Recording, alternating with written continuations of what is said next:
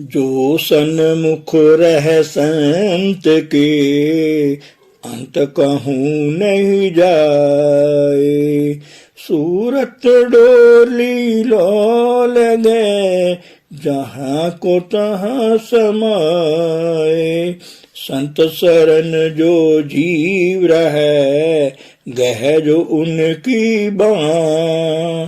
था बतावे समुद्र की, बल्ली भव जल माही।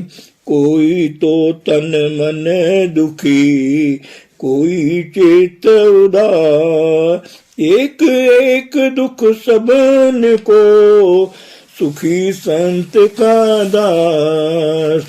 गुरु रूप प्यारी साध संगत जी, आप सभी पवित्र आत्माओं के श्री चरणों में दास का कोटि कोटि प्रणाम है। प्रस्तुत वीडियो में परम पूज्य परम संत कृपाल सिंह जी महाराज जिज्ञासु सत्संगियों को रूहानी संदेश दे रहे हैं। वीडियो शुरू करने से पहले गुरु प्यार का एक भजन प्रस्तुत है। आपसे विनम्र अनुरोध है, हमारे चैनल को शेयर करें, लाइक करें व सब्सक्राइब करें। धन सतगुरु, धन गुरु रूप प्यारी साध संगत जी।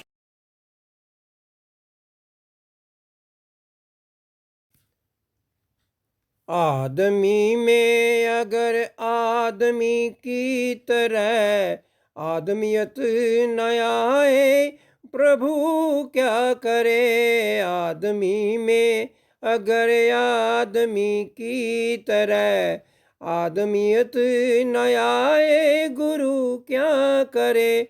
देने वाले ने दुनिया की हर चीज दी, देने वाले ने दुनिया की हर चीज दी।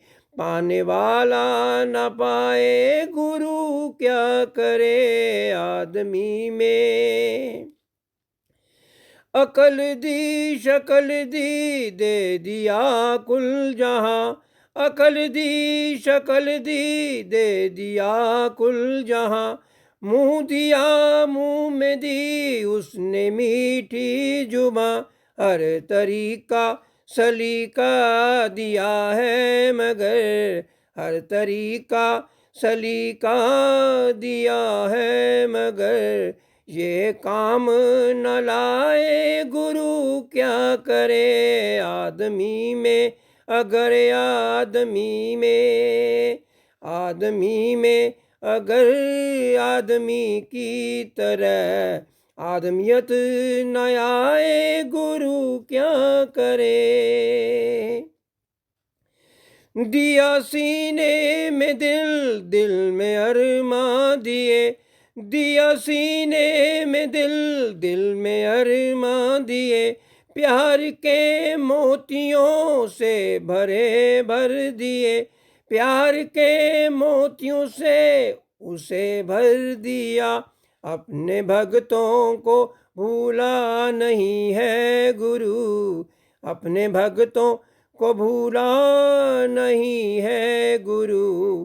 आदमी भूल जाए, गुरु क्या करे। आदमी में अगर आदमी की तरह आदमियत न आए, गुरु क्या करे। जीना चाहे तो जीने को दी जिंदगी, जीना चाहे तो जीने को दी जिंदगी।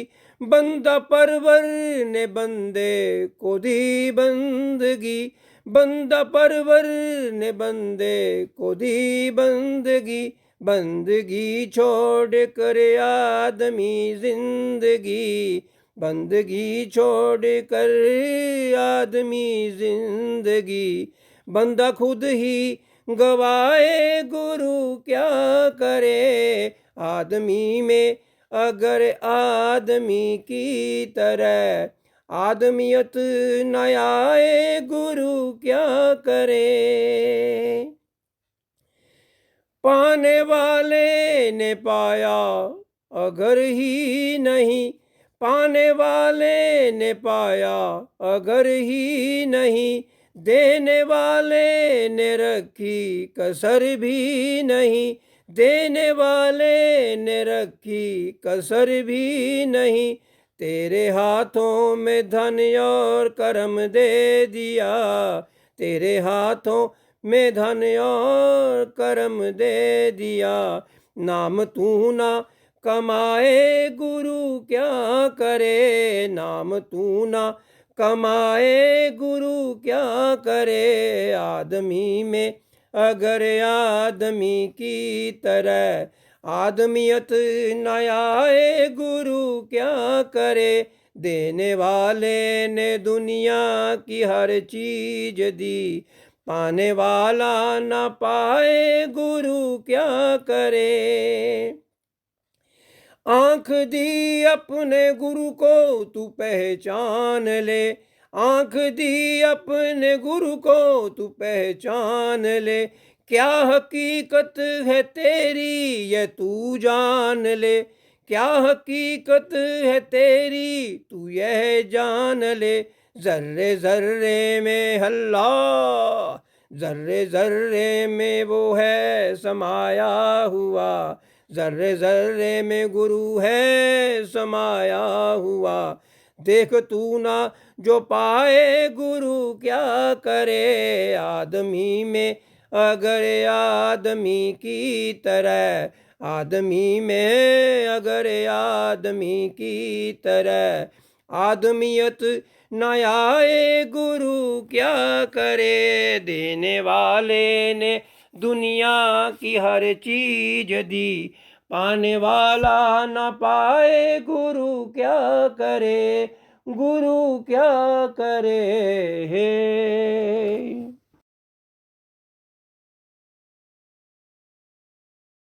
गुरु रूप प्यारी साध संगत जी, दासी का आप सभी पवित्र आत्माओं के श्री चरणों में कोटि कोटि प्रणाम है। परम पूज्य परम संत कृपाल सिंह जी महाराज जी की अपार दया मेहर से उनका रूहानी संदेश आपकी सेवा में रख रही हूँ।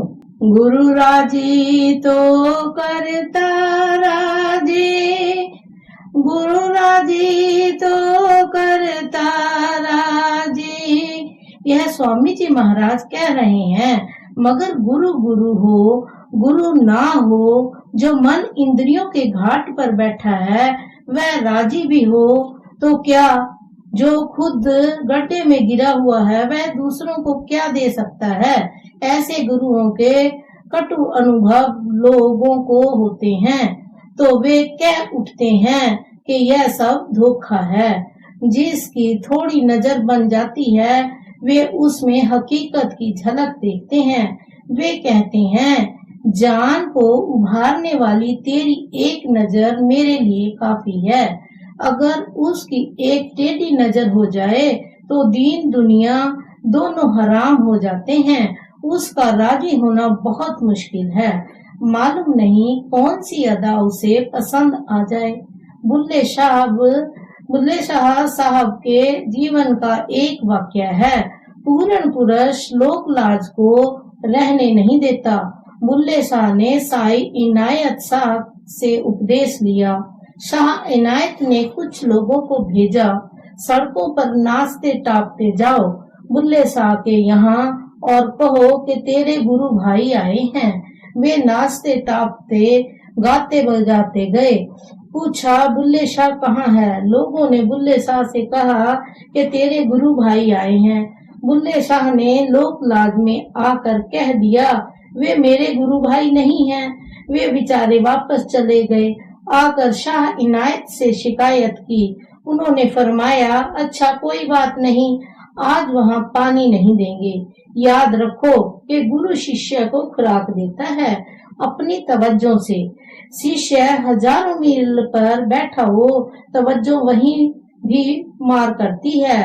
सतगुर सिख को जिया नाल संभाले, सतगुरु सिख को जिया नाल संभाले। अभी थोड़े दिन हुए हैं, पश्चिम से एक चिट्ठी आई मुझे। उसमें लिखा था कि मैं अभ्यास पे बैठती हूँ तो उसके बाद देर तक मुझे खुशबू आती है। मैंने जवाब में लिखा कि यह थॉट वेव ख्यालों की लहरें हैं। जिनका बर्तन तैयार हो गया बन जाए उनको खुशबू आती है, इसीलिए रिस्पेक्टिव होना चाहिए। रेडियो ठीक सेट ना हुआ हो तो वह आवाज कैच नहीं करता। गुरु का राजी होना मुश्किल है, याद रखो। वह ना रुपए से राजी होता है ना जायदादों से, वह तो भाव भक्ति से प्रसन्न होता है। सीख कर ही क्या सकता है अगर उसकी दया ना हो। एक बार हजूर लाहौर में थे, फरमाने लगे, कृपाल सिंह मैंने बूटे लगा दिए हैं, तुम पानी दे देना। मैंने अर्ज किया, हजूर पानी का क्या काम है, जितना पानी भेज देंगे दे दिया जाएगा। गुरु की बेपरवाही बड़ी बुरी होती है। बुल्ले शाह की अंतर की रसाई बंद हो गई, आना जाना भी बंद हो गया क्योंकि गुरु का हुक्म था। शाह इनायत गाना सुनने के शौकीन थे। एक वैश्या हर जुम्मे रात को उसके दरबार में कवाली करने जाती थी। अब बिना आज्ञा के वहाँ कौन जाए। उनकी बेपरवाही बुरी होती है। उनकी एक नजर फिरने से दोनों जहान सुनसान हो जाते हैं। बुल्ले शाह साहिब ने उस वैश्या के यहाँ नौकरी कर ली। नौकरी में तनख्वाह मिलती है, यहाँ मुफ्त की नौकरी थी। वैश्या से उसने कहा कि मुझे गाना सिखा दो। दोनों के गुण स्वभाव आपस में मिलते हों तब आपस में प्यार होता है। जो खुशखती पसंद करेगा उसे वही शिष्य प्यारा होगा। जो खुशखत है, गुरु को निष्काम सेवा पसंद है, गरीबों की मदद करनी पसंद है, तो तुम भी यही करो। गुरु के गुण स्वभाव पैदा करो, तुम उसके प्यारे हो जाओगे। यहाँ जबान से कहने की जरूरत नहीं, वह देखता है। तो बुल्ले शाह साल 6 महीने गाना सीखते रहे। एक दिन वह वैश्या शाह इनायत के यहाँ गाने के लिए जाने लगी तो बुल्ले शाह ने कहा कि मेरी एक बात मान लो, अपने कपड़े मुझे दे दो, आज मैं गाना सुनाऊंगा। बुल्ले शाह की जो काफियां हैं उनमें उनकी अपनी दर्द भरी दास्तां है, इसीलिए उनमें इतना दर्द भरा हुआ है। वह जानने वाला देखता है कि यह किस रंग में गा रहा है। उन्होंने कव्वाली की बड़ी दर्द भरी आवाज में शाह इनायत साहब ने सुना, उठकर गले से लगा लिया। अब एक ने, दो ने, चार ने, सब ने अपनी अपनी नजर से देखा। कई मन से सोचने लगे कि अच्छा फकीर है, यह वैश्य को गले लगा रहा है। शाह इनायत ने कहा, भाई बुल्ले अपने कपड़े उतार दे ताकि लोगों का शक दूर हो जाए। रूठे सतगुरु को कैसे मनाया जाता है और उनके मान जाने से क्या कुछ मिलता है। यह जो शब्द आ रहा है श्री गुरु अर्जन साहिब का, इसमें इसी का थोड़ा सा जिक्र है। श्री गुरु अर्जन साहिब क्या फरमाते हैं, गौर से सुनिए। पै पाए मनाई सोए जियो, पै पाए मनाई सोए जियो। कहते हैं कि मैं उनके सतगुरु के चरणों में पढ़ रहा हूँ कि किसी तरह वे मान जाएं। ए सतगुरु मैं तेरे चरणों में पड़ गया, तू मान जा किसी तरह। उसको मना रहा है, कहता है मेरे जीवन का आदर्श यही है कि गुरु राजी तो करता राजी।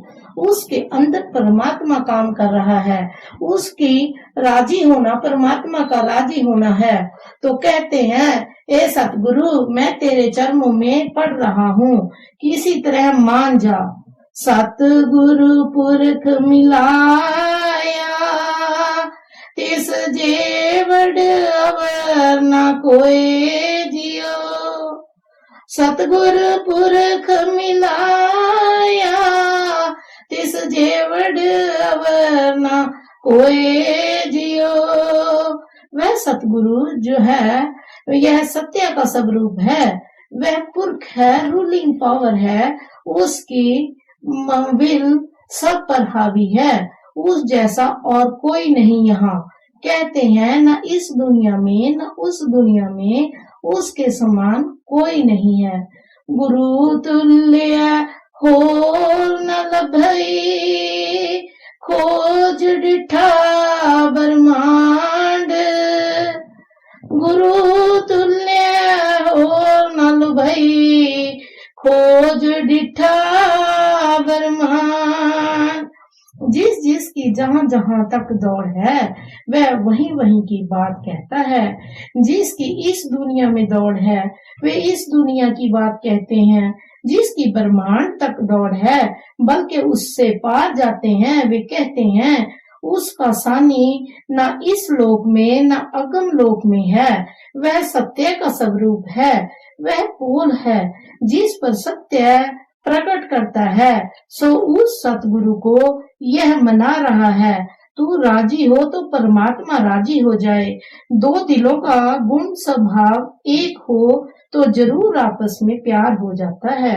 एक को सेवा पसंद है गरीबों की, एक को भजन पसंद है। वही काम तुम करो बेअख्तियार प्यार होगा। तो कहते हैं तेरे पास पहुंचना परमात्मा के पास पहुंचना है। मौलाना रूम फरमाते हैं कि जो वली अल्लाह के करीब आ गया समझो कि वह परमात्मा के करीब आ गया। जो उससे दूर हो गया समझो वह परमात्मा से दूर हो गया। वह सतगुरु सत्य का स्वरूप है, उसके इंतजार करने का पोल है। इसीलिए मैं बार बार उसे मना रहा हूँ। वह बातों से मानने वाला तो है नहीं, कहना कुछ और करना कुछ और। इस तरह हम दुनिया को धोखा दे सकते हैं, उसको धोखा नहीं दे सकते। हमारे हुजूर फरमाया करते थे कि वह ताकत अभूल्य है, जब तक फिट नहीं देखती अंतर रास्ता नहीं देती। ये लोग देखते हैं कि कहीं करक तो बाकी नहीं रह गई मन बुद्धि की। गुरु अर्जन साहब जी की यह वाणी है। उनकी भी बड़ी जबरदस्त परीक्षा हुई थी। ये लोग टेस्ट करते रहते हैं, नए से नया टेस्ट होता है इनका। वे देखते हैं कि कितनी कुर्बानी है इसमें, कितनी भाव भक्ति है, कितनी रड़क है मन में। जो गुरु पर सब कुछ कुर्बान कर दे उसका नाम काम बन जाता है। दसम गुरु साहिब के जमाने में नबी अली खां थे, उनकी घरवाली थी। जब उसे खबर देने गए कि तेरा पति मर गया तो उसने पूछा कि सुनाओ गुरु साहब तो राजी हैं। वह पति से भी प्यारा है उसको, यह आत्मा का नाता है परमात्मा से, उसे मनाने का सवाल है। वह किसी तरफ राजी हो, उसकी खुशी बातों से नहीं मिलती। वह तब मिलेगी कि जो वह कहे वही करो। जो बच्चा पिता की रजा में रहे, उसके इशारे पर चले, उसकी खुशी वही लेगा।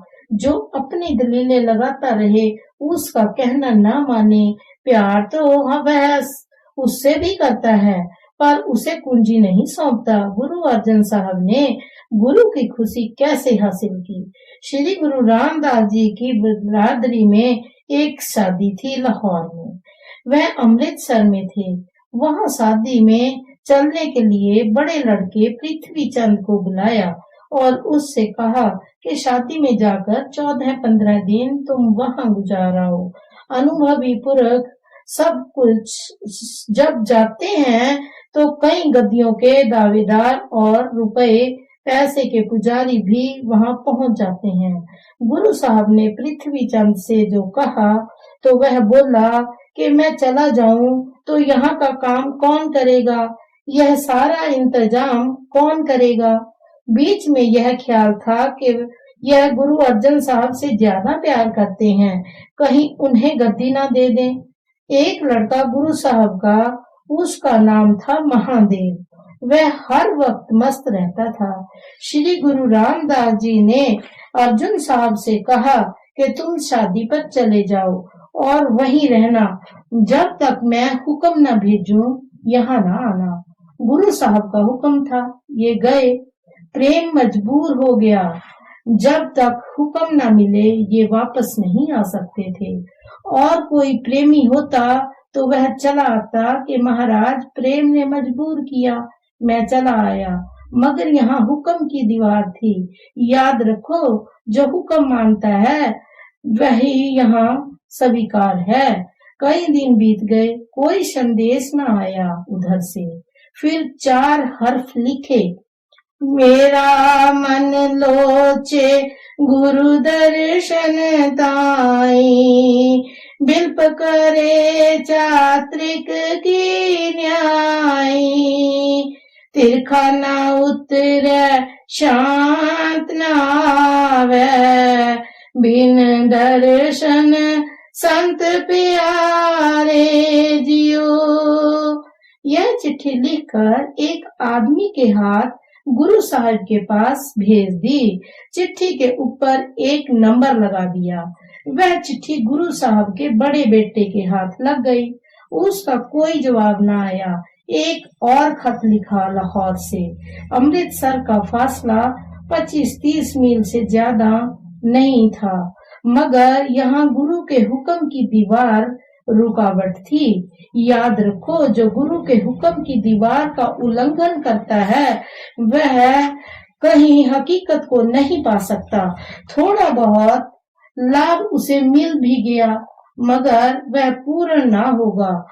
पहली चिट्ठी का कोई जवाब न आया तो दूसरी चिट्ठी लिखी, धन स्वदेश जहाँ तू बसेया, धन स्वदेश जहाँ तू बसेया।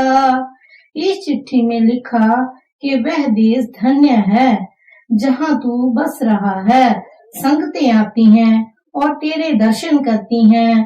तेरा मुख सुहावा जियो, सहज धुन बानी, तेरी शकल देखकर, तेरा दर्शन पाकर हमारे अंतर में ध्वनि चलती थी। यह चिट्ठी भी पृथ्वी चंद के हाथ लग गई। जब उस चिट्ठी का भी कोई जवाब न आया तो हार कर तीसरी चिट्ठी लिखी। वह इससे भी बढ़कर थी, एक घड़ी न मिलते ता कल युग होता, हुण कद मिलिए प्रिय तुद भगवंता। यह तीसरी चिट्ठी भी इस तरह आदमी के हाथ भेज दी। पृथ्वी चंद उस वक्त मौजूद न थे। वह चिट्ठी गुरु साहब को मिल गई। ये लोग जानते सब कुछ हैं, मगर मर्यादा में रहते हैं, किसी का पर्दाफाश नहीं करते। आखिर असलियत सब तब जाहिर हुई जब, माफ करना, हम गुरु को इंसान भी नहीं समझते। गुरु साहब ने पृथ्वी चंद को बुलाया और पूछा कि इससे पहले भी 2 चिट्ठियां कहाँ हैं। उन्होंने कहा, महाराज आप तो हमें चोर समझते हैं, चोर की दाढ़ी में तिनका। गुरु साहब ने कहा, जाओ इसके कोट में से वे चिट्ठियां निकाल लाओ। फिर अर्जुन साहब को बुलाया और फरमाया कि 3 कड़ियां जो लिखी जा चुकी हैं, जो इसके साथ चौथी कड़ी लिख देगा उसे गुरु गद्दी मिलेगी। टेस्ट देना तो मुश्किल होता है। हजूर के वक्त में बड़ी बड़ी कविताएं बनती थी। मेरे मन में कभी कभी स्वर उठता था और कई नज़में हो जाती थी। लोग नकल करने लगे, मगर शराब और पानी में बड़ी फर्क होता है। आखिर गुरु अर्जन साहब ने यह कड़ी लिखी, भाग हुआ गुरु संत मिलाया, परब अविनाशी घर में पाया, सेव करी पल चसान विछड़ा, जन नानक दास तुम्हारे जियो। वे देखते हैं कि इसमें कितना सत्कार की भावना है। मैंने एक बार हजूर को खत लिखा कि हजूर मुझे प्रेम बख्शो, मगर प्रेम बाअदब हो, यह डलहौजी की बात है। हजूर ने खत पढ़ा तो सीने पर रख लिया और फरमाया कि यह दात तो मैं भी मांगता हूँ। ये जो कविताएं लिखी जाती हैं ये मनाने के तरीके हैं उसको, गुरु अर्जन साहब जिन्होंने मनाया गुरु को, यह उन्हीं की वाणी है। फरमाते हैं, मैं उसे मना रहा हूँ क्योंकि उसका राजी होना परमात्मा का राजी होना है। हम वाणियां पढ़ते छोड़ते हैं, उन पर विचार नहीं करते।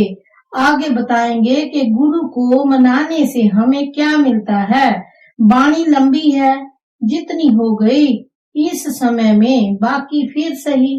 अब इसके आगे लिखा है, एक रहाओ, मतलब यह है कि यह मुसलमान अमर है। पक्की बात है, इसे हृदय में धारण कर लो कि सतगुरु जैसा और कोई नहीं, परमात्मा जैसा और कौन है। जैसे परमात्मा की कोई तारीफ नहीं की जा सकती, वैसे ही गुरु की भी तारीफ नहीं की जा सकती। वह जिस्म रखता है पर वह जिस्म नहीं है। अगर वह आप जिस्म हो तो क्या देगा।